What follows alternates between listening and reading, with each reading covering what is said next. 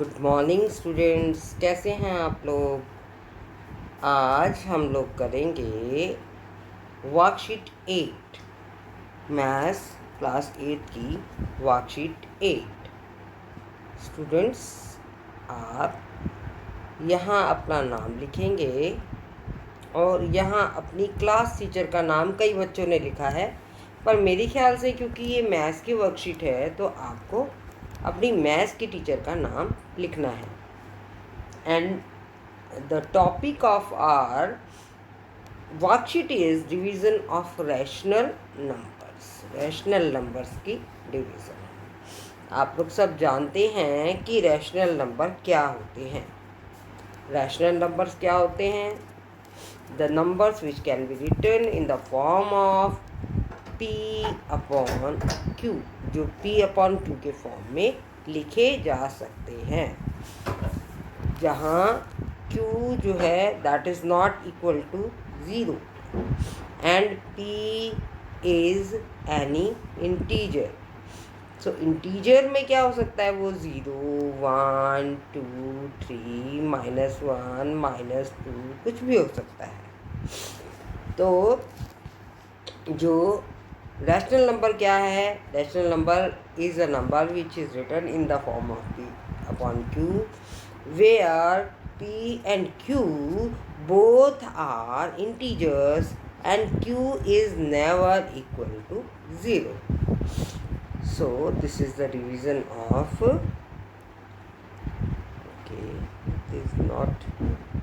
this is the division of rational numbers. So we see the worksheet. In the division of rational numbers, given dividend is equally distributed by divisor and into several parts that are called quotient, followed same process like the division of integers. अब integers क्या होते हैं? हम पहले भी आपको बता चुके हैं। इंटीजर्स में क्या होता है? माइनस के भी सारे हम उसमें माइनस के भी नंबर्स होते हैं, -2, -1, 0 भी होता है और 1 भी होता है, 2 भी होता है। ऐसे ये सारे कहलाते हैं इंटीजर्स। तो इंटीजर्स में जैसे हम डिवाइड करते हैं नंबर्स को, ऐसे ही हम रैशनल नंबर में भी डिवाइड करते हैं। डिवीज़न सेम ही होता है। जैसे जब हम इंटीजर्स में डिवाइड करते हैं, तो जैसे हमने कोई इंटीजर ले लिया, मान लो हमने लिया 60 हमने लिया 16, ठीक है, एक मिनट, 16 हमने लिया। 16 को हमने डिवाइड किया मान लो 2 से। So this 2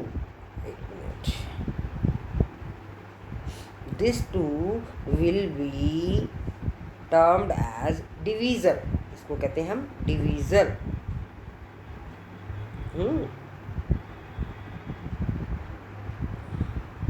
divisor. और ये जो हमारा होता है इसको कहते हैं हम डिविडेंड।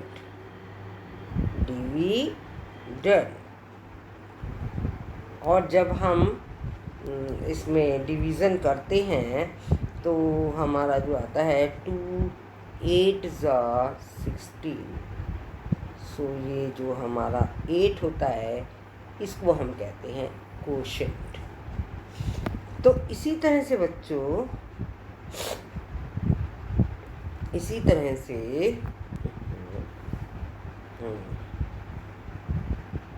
एक मिनट, तो इसी तरह से बच्चों क्या होता है कि हमारे रैशनल नंबर को भी हम डिवाइड करते हैं। जैसे अब ये क्वेश्चन दिया हुआ है, इसको हम देखते हैं। प्रीति हैड डिस्ट्रीब्यूटेड 9/2 शुगर केन। तो कितने शुगर केन को डिवाइड करना है? 9/2।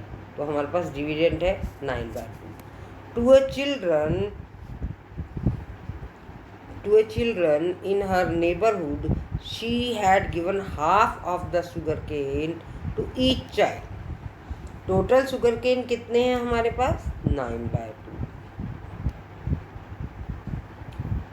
और प्रीति हर बच्चे को दे कितना रही है? तो प्रीति दे रही है 1/2। ये देखिए 1/2। इसका मतलब ये हो गया कि जो टोटल है 9/2 और डिवाइड कितने से करना है? 1/2 से, क्योंकि वो पूछ रही है कि देयर टू हुम, एक मिनट यहाँ नंबर आ जाता है बार बार ये, how many children was there to whom she had distributed sugar cane. कितने बच्चों को उसने शुगर केन दिया? शुगर केन जो है वो कितने हैं? 9/2। और हर बच्चे को शुगर केन कितना देना है? हाफ।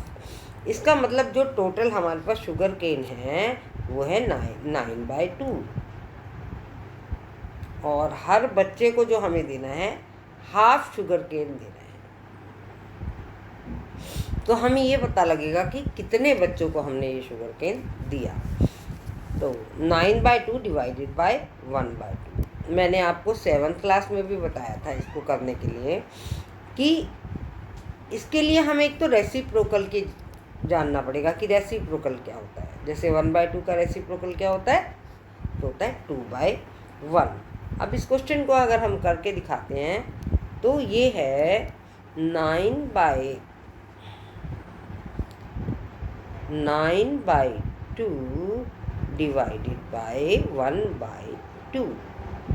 अब 9/2 तो हमारा था ही पहले, फिर हम इस डिवीज़न को मल्टीप्लाई में बदलते हैं जब, तो इस वाले नंबर का देखिए जो सेकंड नंबर है उसका हमें चाहिए होता है रेसिप्रोकल। तो इसका 1/2 का रेसिप्रोकल हो गया 2/1। अब ये 2 से 2 कट जाएगा तो कितने आ जाएगा? 9। तो इसमें क्वेश्चन ये पूछा था कि उसने कितने बच्चों को डिस्ट्रीब्यूट किया वो शुगर केन। तो 9 चिल्ड्रन को उसने वो ये डिस्ट्रीब्यूट किया। 9/2 उसके पास टोटल शुगर केन थे, हाफ शुगर केन उसने हर बच्चे को दिया, तो 9/2 उसने दिया। इसमें इसी तरह से यहाँ भी दिखा रखा है, देखो 1 2 3 4 5, इसमें 9 पार्ट्स हैं। 9/2 शुगर केन है और उसने हाफ हर किसी को दिया, तो ये देखिए 9 इस तरह से लिख के दिखा रखा है। अब सेकेंड क्वेश्चन है, Nasir fed 7/3 kg of grass to his 7 goats. Total जो उसके पास ग्रास थी नासिर के पास वो थी 7/2 और उसने कितनी गोट्स को खिलाई? 7 गोट्स को। इसका मतलब जो टोटल अवेलेबल ग्रास थी वो थी 7/3। If every goat has 8 equal amount of grass. Division के लिए हमारी सबसे बड़ी कंडीशन ये होती है कि हम डिवाइड करते तो इक्वली डिवाइड करते हैं। तो हम जितनी भी उसकी गोट्स थी सबने अगर बराबर जो है ग्रास ईट की, then how much amount of grass each goat had 8। तो कितनी जो गोट्स हैं, ईच गोट को, प्रत्येक जो बकरी है उसको कितनी घास खाने को मिली। अब अवेलेबल जितनी ग्रास है टोटल ग्रास कितनी है हमारी? ग्रास जो हमारे पास अवेलेबल है, टोटल ग्रास हमारे पास अवेलेबल है 7/3 और गोट्स कितनी अवेलेबल है? एक नंबर ऑफ गोट्स कितनी है? Number of goats is equal to 7। इसका मतलब इस टोटल अमाउंट ऑफ ग्रास को हमें 7 गोट्स में डिस्ट्रीब्यूट करना है बराबर। तो इसका मतलब है ये जो हमारी अवेलेबल ग्रास है इसको हम डिवाइड करेंगे 7 से। 7 गोट्स को 7 या इसको 7/1 भी लिख सकते हैं। डिवीज़न के लिए मैंने आपको बताया 7/3 और इसका हम इसका रेसिप्रोकल ले लेते हैं, 7/1 का हो जाएगा 1/7। 7 से 7 कट हो जाएगा तो आ जाएगा 1/3 kg। तो हर गोट को 1/3 kg ग्रास खाने को मिलेगी। दोबारा मैं एक बार आपको इसी चीज़ को बता दे रही हूँ कि देखिए, ये मैंने दिया था टोटल नंबर ऑफ ग्रास, जितनी टोटल ग्रास अवेलेबल है वो 7/3 है, और गोट्स कितनी है 7। इन 7 गोट्स में हमने इस 7/3 को डिवाइड करना है। इसका मतलब 7/3 is to be divided by 7 और 7/1, one and the same thing, and we have written here 7/3। अब जब हम इस डिवीज़न को मल्टीप्लाई करते हैं, मल्टीप्लाई का साइन बनाते हैं, तो हम कर देते हैं कि उसके बाद जो उसका नेक्स्ट नंबर आ रहा है उसका रेसिप्रोकल ले लेते हैं। And what is the reciprocal of 7/1? 1/7। Now we cut the 7 from 7 and the left over is 1/3 kg. So 1/kg is the amount of grass ate by every goat. Okay, now let's see, हम इसको दोबारा से करते हैं, ये हम ख़त्म करते हैं। अब हम देखते हैं अगला क्वेश्चन क्या है। तो उसके बाद ये देखिए, इसमें पिक्चर से भी दिखा रखा है, आपको पिक्चर बना के भी दिखा रखा है कि 1 2 3 4 5 6 7 7/3 7/3 kg जो है इनके पास ग्रास है, ठीक है, और डिवाइड करनी है 7, आपको 7 गोट्स में उसको डिवाइड करना है। तो ये देखिए 1/3 kg of grass to each goat आ गई है आपकी, जो मैंने करके दिखाया था आपको, ठीक है। यहाँ वही क्वेश्चन उसको वैसे ही यहाँ करके दिखाया हुआ है जैसे मैंने आपको करके दिखाया था अभी। देखिए, इसको ज़रा ध्यान से देखिए, एक मिनट, हाँ, इसको ज़रा ध्यान से देखिए। इसमें जो हम आपको अलग से करके दिखाते हैं कलर से, ये देखिए 2/3 इंटू 6/7। अब ये जो 2/3 है डिवाइडेड बाई 6/7 है, तो 2/3 को अगर डिवीज़न की जगह हम मल्टीप्लाई करेंगे तो 6/7 को हमने यहाँ 7/6 कर दिया है। और इसी तरह का क्वेश्चन है, और फिर हमने क्या किया है कि इसको कट करने की कोशिश की है, तो ये 2 से ये 3 पे चला जाएगा, और ये हो गया 7/3 3 is 9, तो 7/3 ये 9 का आंसर आ गया है, ठीक है बच्चों। फिर हम करते हैं, अब क्या है, ये भी आपका क्वेश्चन ही था, इस क्वेश्चन को भी दोबारा पढ़ लेते हैं। According to the above mentioned example we can also simplify, हमने उसको भी सिंप्लीफाई किया है। मैं दोबारा, है ना, ये मैंने आपको करके दिखा दिया है। अब नीचे है question, let's do some questions, हम कुछ क्वेश्चंस करते हैं। नेहा रन 13/4 किलोमीटर, नेहा कितने किलोमीटर चल रही है 13/4 किलोमीटर। फिर क्या है, of the distance on a track. At the time of run, she had stopped for 5 minutes break at 4 stations. जब वो चलती है तो 4 जगह रुकती है, ठीक है, 5-5 मिनट के लिए, including finish line with equal distance. Equal distance को वो कवर करती हुई 5-5 मिनट के लिए रुकती है। How much distance she has covered when she had reached at first station? जब वो फर्स्ट स्टेशन पे पहुंचती है तो कितना उसने कवर किया। इसको देखो, हम क्या करते हैं, जैसे मान लो नेहा ने यहाँ से चलना हमारा शुरू किया, नेहा ने यहाँ से चलना शुरू किया, और वो चली, चलने के बाद पहला यहाँ उसने एक मिनट, हाँ, तो पहली बार वो यहाँ रुकी, दूसरी बार वो यहाँ रुकी, ऐसे करके वो जो है रुकती है। एक मिनट, थोड़ा सा बड़ा कर लेते हैं इसको हम, ताकि आपको क्लियर हो। पहली बार वो यहाँ रुक रही है, दूसरी बार यहाँ, तीसरी बार यहाँ, चौथी बार यहाँ, ये फिनिश कर दिया उसने। और ये टोटल डिस्टेंस जो है यहाँ तक वो है आपका 13/4 किलोमीटर। इतना डिस्टेंस उसने कवर किया। यहाँ 5 मिनट के लिए रुकी, 5 मिनट के लिए यहाँ, 5 मिनट के लिए, ये सारा बराबर है डिस्टेंस, है ना। तो वो ये पूछ रहे हैं कि जो फर्स्ट स्टेशन पे वो रुकती है, ये इसका फर्स्ट स्टेशन है, यहाँ से उसने चलना शुरू किया, ये फर्स्ट है, ये सेकंड है, ये थर्ड है, ये फोर्थ है, ये स्टेशन है। तो जब उसने चलना शुरू किया, मतलब ये चारों स्टेशन पे चल के उसने 13/4 किलोमीटर की दूरी जो तय की है, तो फर्स्ट स्टेशन पे जब वो रुकती है उसने कितना डिस्टेंस कवर कर लिया है। इसका मतलब टोटल जितना भी डिस्टेंस है, टोटल डिस्टेंस हमारे को यहाँ क्या रखा है 13/4, उसको जो है वो कवर करना है 13/4।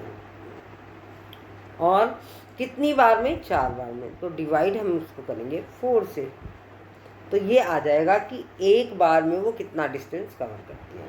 अगेन 13/4, तो 4 को हम 4/1 भी लिख सकते हैं, 13/4। और इसको डिवाइड करने के लिए हम क्या करते हैं, इसको चेंज करते हैं मल्टीप्लिकेशन में। जब हम चेंज करते हैं तो इसका हम रेसिप्रोकल ले लेते हैं 1/, ये था तो 1/4।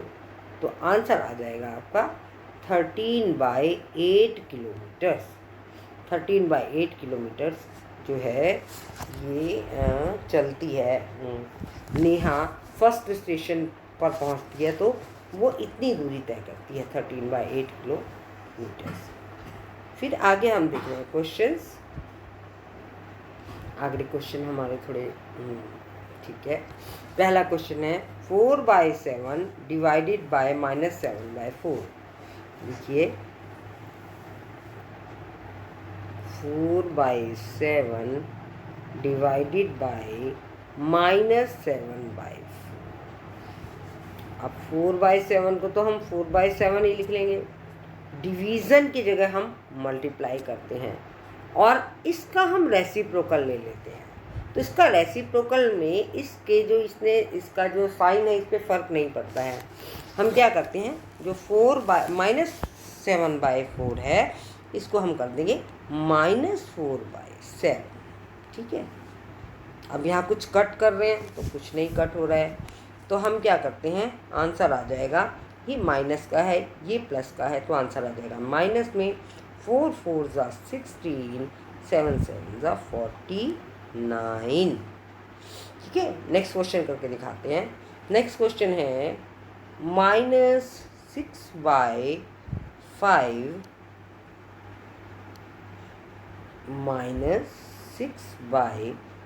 -6/5 and divided by 2/5।